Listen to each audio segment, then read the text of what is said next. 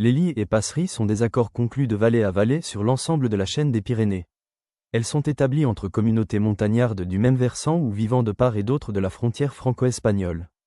Les premières conventions écrites connues datent du XIIe siècle. Avant la formation des deux royaumes français et espagnol et l'instauration d'une frontière militaire et politique, c'est-à-dire avant le début du XVIe siècle, les lits et passeries sont des accords qui assurent en premier lieu la paix entre communautés, puis la jouissance indivise des pâturages d'altitude. Ces conventions pastorales déterminent les limites de territoire ainsi que les conditions d'utilisation des ressources et de circulation des troupeaux.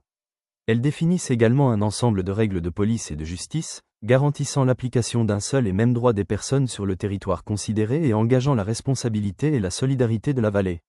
Ces conventions sont régulièrement renouvelées.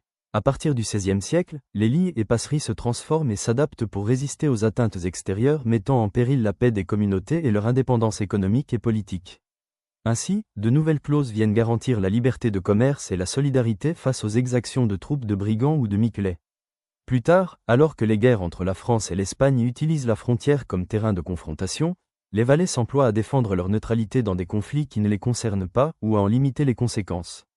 La guerre de succession d'Espagne, entre autres conflits troublant la zone pyrénéenne, donne l'occasion aux montagnards de démontrer leur opiniâtreté à demeurer en dehors du conflit et à revitaliser les antiques accords qui leur avaient, jusque-là, garanti un état de paix et un équilibre économique, malgré les ingérences centralisatrices des deux monarchies.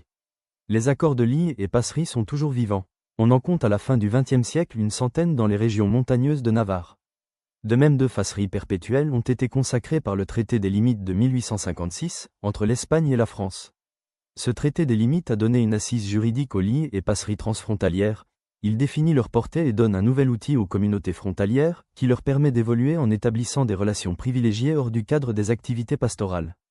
Des exemples récents montrent le dynamisme potentiel du cadre fixé par le traité.